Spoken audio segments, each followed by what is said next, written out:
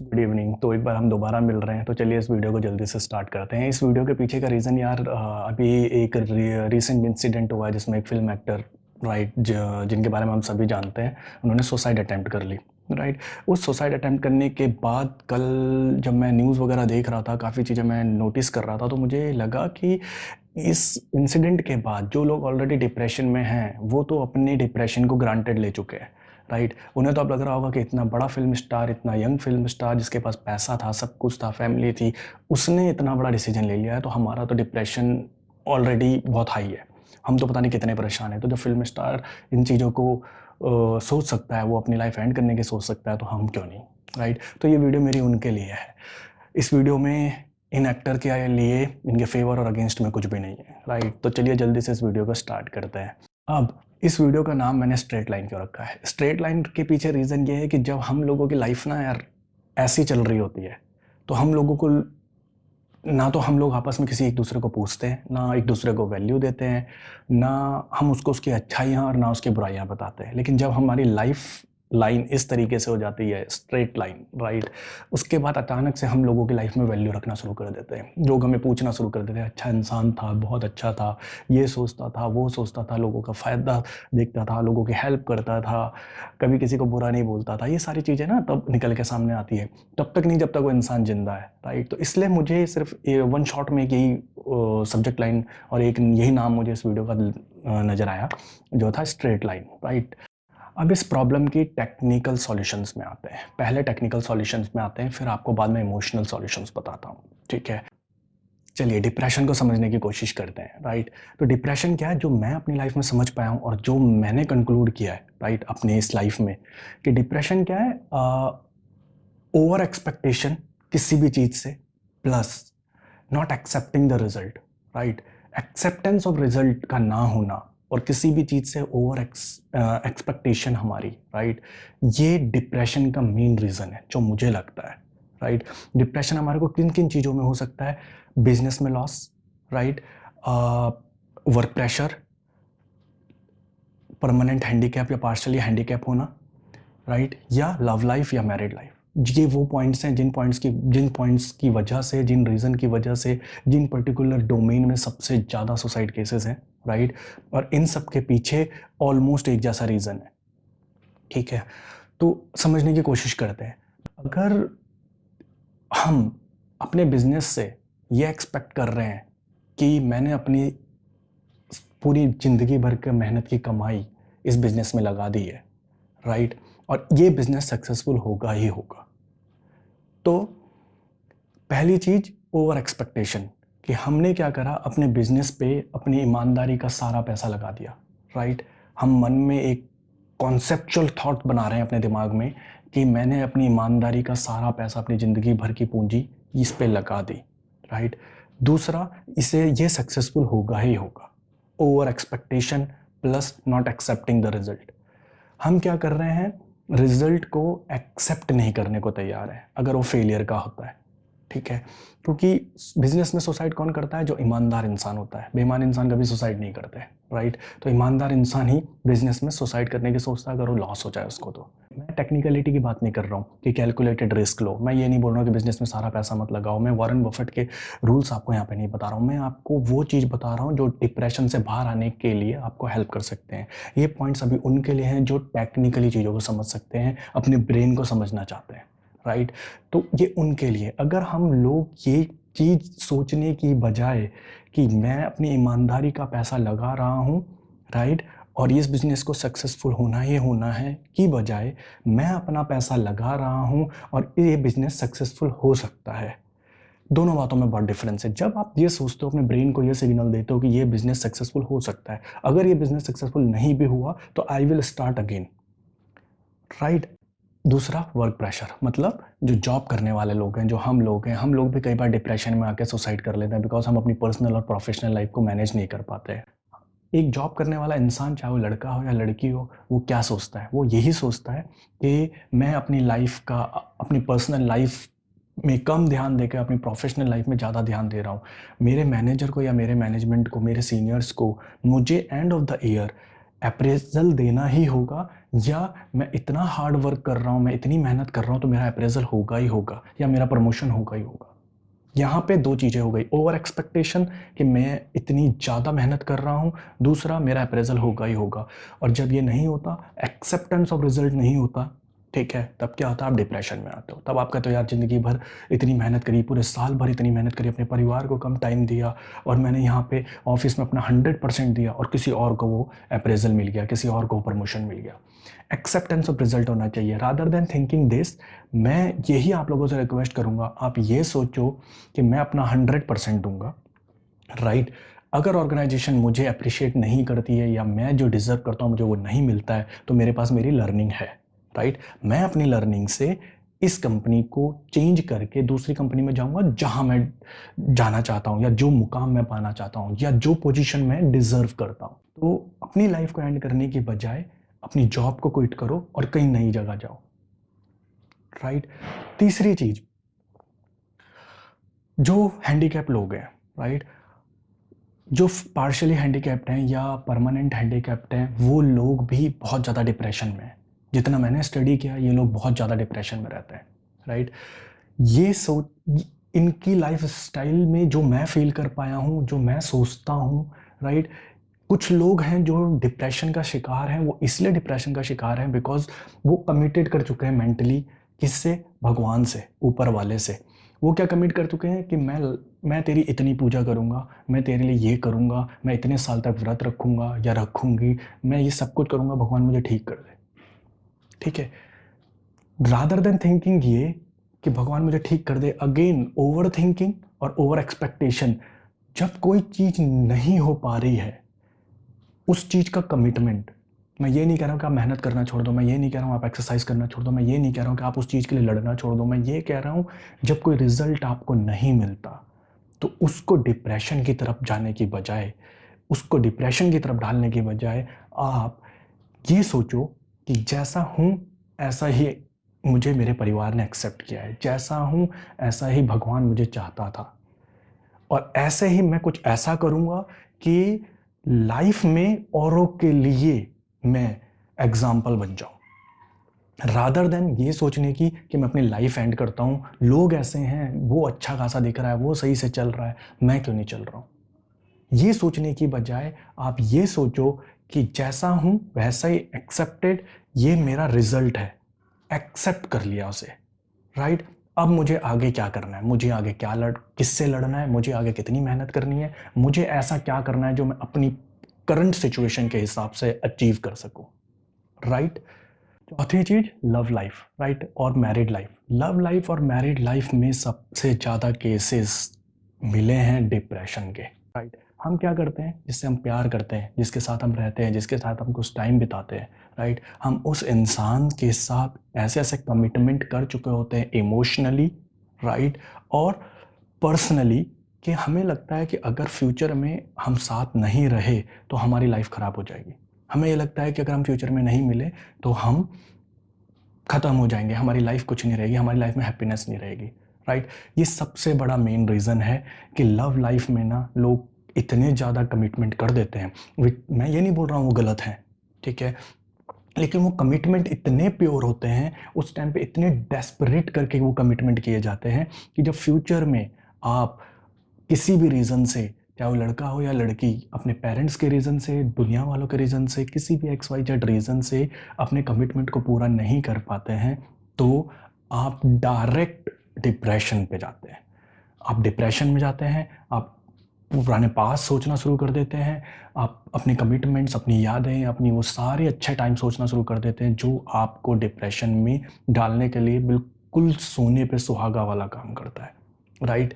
Same ऐसे ही जब आप मैरिड लाइफ में होते हैं, आपकी चाहे अरेंज मैरिज हो चाहे लव मैरिज हो, जब आपका पार्टनर, चाहे वो लड़का हो या लड़की, एज एक्सपेक्टेड बिहेव नहीं करता, आप जैसा आप एक्सपेक्ट करते हो, जैसा आपको लगता है कि आप डिजर्व करते हो, और जब उस तरीके से नहीं एक्सपेक्टेशन पूरी होती हैं, तो तब आप डिप्रेशन में जाना शुरू होते हो। आपको लगता है कि मेरी लाइफ बर्बाद हो गई, आपको लगता है कि मैंने गलत लड़के से शादी कर ली, आपको लगता है मैंने गलत लड़की से शादी कर ली, या आपको लगता है कि मैंने एक ऐसे इंसान से प्यार कर लिया जो मुझे धोखा दे के जा रहा है या जा रही है, राइट। लेकिन इन सब के पीछे क्या है, अगर आप समझेंगे ना, इन सब के पीछे हैं आपके इमोशंस, और इमोशंस के साथ जो आपका रिजल्ट है वो आप एक्सेप्ट नहीं कर रहे हो, राइट? तो ओवर एक्सपेक्टेशन कि मैं इसके साथ हूँ और ये मेरे साथ है, आज हम कमिटेड कर रहे हैं अपनी लाइफ में बहुत सारी चीज़ें, तो फ्यूचर में हम साथ रहेंगे। दूसरी चीज़, शादी होने के बाद मेरा हस्बैंड या मेरी वाइफ वैसा ही बिहेव करेंगे जैसा हम सोचते हैं, राइट? तो ये एक्सपेक्टेशंस की वजह से, मैं अगेन टेक्निकलिटी की बात नहीं कर रहा हूँ कि कैसे आप अपने हस्बैंड को या अपनी वाइफ को संभाल सकते हैं, कैसे आप अच्छी चीज़ें कर सकते हैं।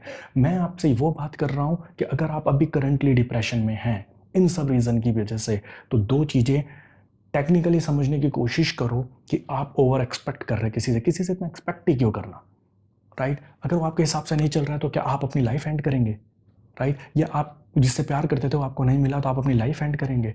या आप जिससे शादी करी आपने, वो लड़का या वो लड़की अगर आपके हिसाब से नहीं चल रहे तो आप अपनी लाइफ एंड करेंगे?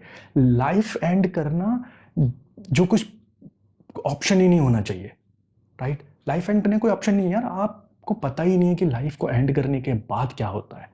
किताबों की बातों में या ये कहावतों की बातों में नहीं जाना, रियलिटी क्या है लाइफ की। आप अपने पास्ट को जानते हैं, ये ध्यान रखना, आप फ्यूचर नहीं जानते, तो आपको नहीं पता आपके मरने के बाद क्या होने वाला है। तो जो मिला है ना, उसकी वैल्यू करना सीखो, राइट? मैं जानता हूँ बहुत लोग बोलेंगे कि तुम्हें क्या पता किसी की लाइफ में क्या चल रहा है, बहुत लोग बोलेंगे तुम्हें क्या पता हम किस चीज़ों से गुजर रहे हैं, राइट? शायद उनका भी आंसर मैं आगे इस वीडियो में देने वाला हूँ, ठीक है? अभी तक जो बातें थी वो उन लोगों के लिए थी जिनको टेक्निकली बातें समझ में आती है, जिनको लगता है कि टेक्निकली कोई हमें समझाए, क्योंकि वो अपने ब्रेन से बात करना जानते हैं, उन्हें पता है कि टेक्निकली अपने ब्रेन को कैसे घुमाना है, राइट?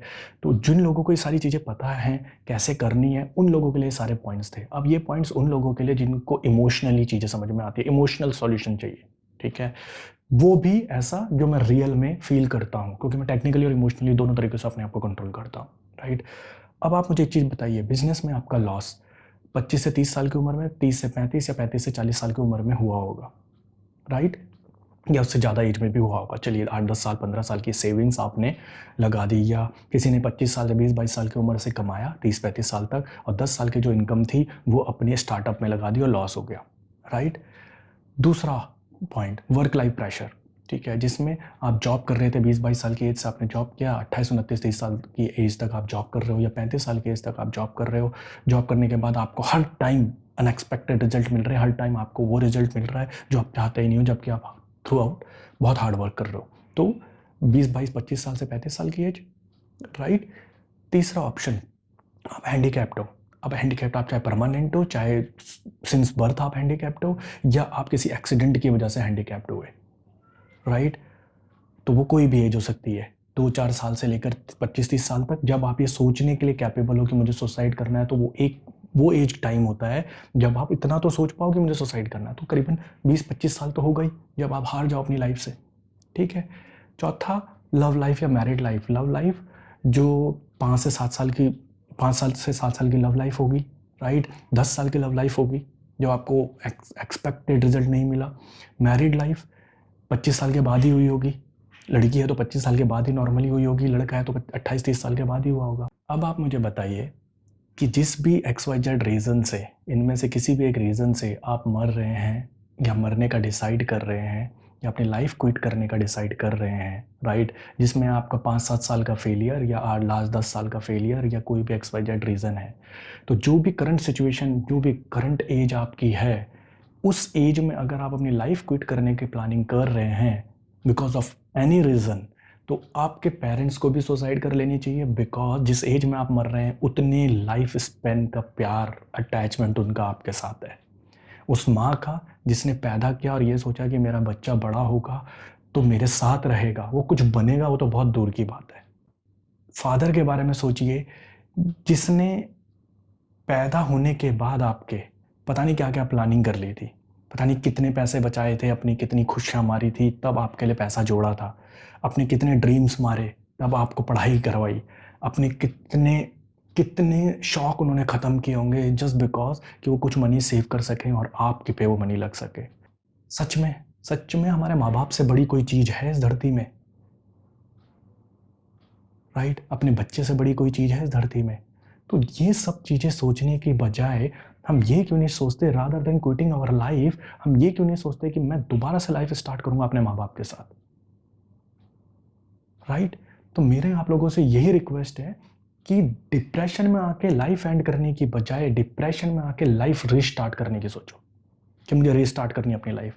सब कुछ खत्म हो गया, मान लो, एक्सेप्ट कर लो कि मैंने ये स्टेप उठाया, मैंने इतना बड़ा रिस्क लिया, राइट, और अब मैं फेल हो गया हूं, अब मैं दोबारा से स्टार्ट करूंगा।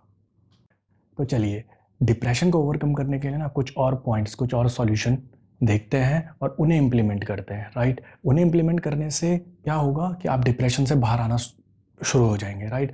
ये मैं क्यों आपको बता रहा हूँ, क्योंकि लाइफ में हर कोई कभी ना कभी अपनी लाइफ में डिप्रेशन में गया है, राइट? तो उन डिप्रेशन के उस पर्टिकुलर टाइम पे वहाँ से बाहर आने के लिए ना कुछ स्टेप्स हैं जो हमें करने होते हैं, जिन्हें हम फेल नहीं कर पाते, राइट?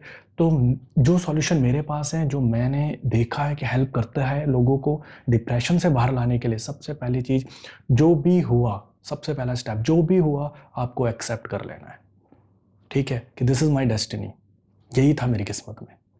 जैसे ही आप एक्सेप्ट करेंगे, आपकी बहुत बड़ी प्रॉब्लम, दिल से एक्सेप्ट करना कि जो था किस्मत में था, ठीक है, जैसे ही आप ये एक्सेप्ट कर लेंगे, आपकी बहुत बड़ी प्रॉब्लम, बहुत बड़ा बोझ आपके दिमाग से और आपके दिल से हल्का हो जाएगा, ठीक है? दूसरा रीज़न जो डिप्रेशन का होता है, वो होता है आपका एनवायरनमेंट।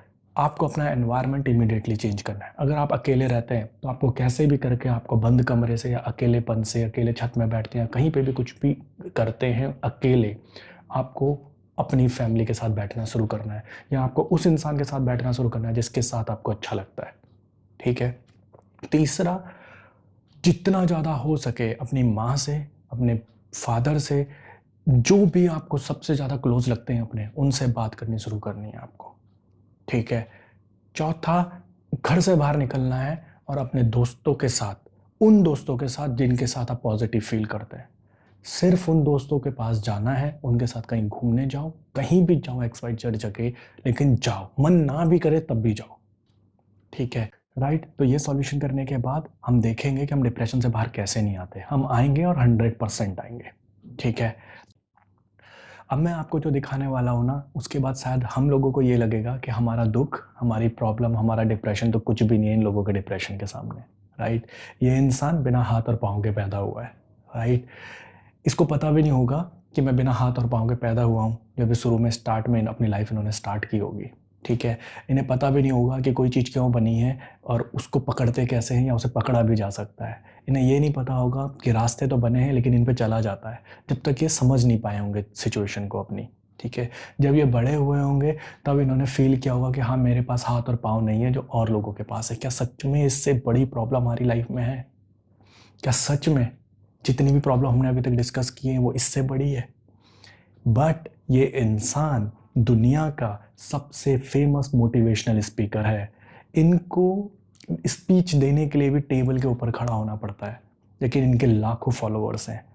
इतनी अच्छी स्पीच देते हैं कि लोग इनके फैन हो जाते हैं। सबसे ज़्यादा खुश ये इंसान है अपनी करंट सिचुएशन के बाद भी। तो क्या हमें लगता है हमारी प्रॉब्लम इतनी बड़ी है? क्या आप इमेजिन कर सकते हो जब इन्हें लगता होगा कि ये औरों से बिल्कुल अलग है, फिर भी ये जी रहे हैं, फिर भी अपनी लाइफ को बेस्ट कर चुके हैं, मोटिवेशनल स्पीच दे दे के लोगों को मोटिवेट कर चुके हैं। कितने लोग जो सुसाइड अटेम्प्ट करना चाह रहे थे, उन लोगों को उस पोजीशन से, उस करंट सिचुएशन से बाहर निकाल के लाया है। सच में हमारा प्रॉब्लम इससे बड़ा है, राइट? दूसरा इंसान, ये किसी रीज़न की वजह से, किसी एक्सीडेंट की वजह से ये अपना एक पैर खो चुकी है, राइट? बट वो एक क्लासिकल डांसर है। सोच सकते हो, इमेजिन कर सकते हो? दुनिया को मोटिवेट करती हैं, कितने क्लासिकल डांसर इन्होंने बना दिए हैं, कितने लोग इनसे ट्रेनिंग लेते हैं और फेमस पर्सनैलिटी है हमारे बॉलीवुड में। इनका पेन फील कर सकते हो? सोचो जरा। और ये जो तीसरा एग्जांपल मैं आपको देने वाला हूँ ना, इस एग्जांपल को देखने के बाद आपको लगेगा कि यार लोगों की लाइफ में क्या क्या हुआ है, राइट? उन्होंने तब भी अपनी लाइफ क्विट नहीं करी है, राइट? ये लड़की एसिड अटैक का शिकार थी, ठीक है? एसिड अटैक हुआ, उसके बाद पूरा फेस जल गया, फिर भी इस इंसान ने अपनी हिम्मत नहीं हारी। इमेजिन करो ये कंडीशन अपने साथ, क्या हमारी करंट सिचुएशन इतनी वर्स्ट है कि हम सुसाइड अटेम्प्ट करने की सोच रहे हैं? क्या ये है हमारा, सच में ये टाइम है हमारा सुसाइड अटेम्प्ट करने का? इनकी सिचुएशन को इमेजिन करो। इस इंसान ने ये सोचने की बजाय कि अपनी लाइफ को मैं क्विट करती हूँ, इसने अपनी लाइफ को एक नया मोड़ दे दिया। एक एनजीओ ओपन किया जिसमें जितने भी एसिड अटैक लोग थे सबकी हेल्प करनी शुरू कर दी, सबको मोटिवेशन देना शुरू कर दिया, सबको समझाना शुरू कर दिया। और ये वो लड़की है जिसके ऊपर बॉलीवुड ने छपाक मूवी बनाई है। समझ सकते हो आप इस इंसान का पेन? लेकिन उस पेन के बाद भी इस इंसान ने क्या अचीव किया, वो सिर्फ इनकी विल पावर और इनकी जो हिम्मत थी ना अपनी लाइफ को लेके कि मैं हार नहीं मानूंगी, वही इनके काम आई। तो यही रिक्वेस्ट मेरी आप सबसे है कि आप इस चीज़ को समझने की कोशिश करो कि लाइफ इज़ नॉट समथिंग जो बहुत ईजिली मिल जाती है। मुझे नहीं लगता कि लाइफ को एंड करना कोई सॉल्यूशन है। लाइफ को रीस्टार्ट करना सॉल्यूशन जरूर है, अगर आप हार ही मान गए हो तो, राइट? तो मेरी आप सबसे यही रिक्वेस्ट है कि अगर आप ऐसा कुछ सोच रहे हैं तो इनके बारे में एक बात ज़रूर समझ लेना, पढ़ लेना, सोचना कि आपकी प्रॉब्लम क्या इनके प्रॉब्लम के बराबर है। और ऐसे हजारों लोग हैं, राइट? हजारों एग्जाम्पल्स हैं ऐसे, हमारे भारत में भी, ऑल ओवर द वर्ल्ड में भी, जिनको आपको देखना चाहिए अगर आप करंट सिचुएशन को, अपनी डिप्रेशन को अपने इस लेवल पे ले जाना चाह रहे हैं कि आप अपनी लाइफ एंड करने की सोच रहे हैं, राइट? और बाकी सारे लोगों से, सारे दोस्तों से, पेरेंट्स से, सारे रिलेटिव से मेरी यही रिक्वेस्ट है कि आप किसी को फाइंड करते हो, अगर आपको कोई ऐसा मिलता है जो बिल्कुल डिप्रेशन में, जो उल्टी सीधी बातें कर रहा है या जो बिल्कुल ऐसी बातें कर रहा है कि जिसमें वो हार मान चुका है, तो उसको उसके साथ रहना स्टार्ट कर दो, उसको टाइम देना स्टार्ट कर दो। और एक सबसे बड़ी रिक्वेस्ट मेरी है, जब तक हमारी लाइन ऐसी चल रही है, अपनों को वैल्यू देना शुरू कर दो, क्योंकि लाइन को ऐसा होने के बाद वैल्यू देने का कोई फ़ायदा नहीं है, राइट? यही मेरी रिक्वेस्ट है। थैंक यू वेरी मच इस वीडियो को देखने के लिए। होपफुली ये हम सबको हेल्प करेगी, हम इसको ज़्यादा से ज़्यादा लोगों तक पहुंचाने की कोशिश करेंगे। Thank you very much, thanks a lot.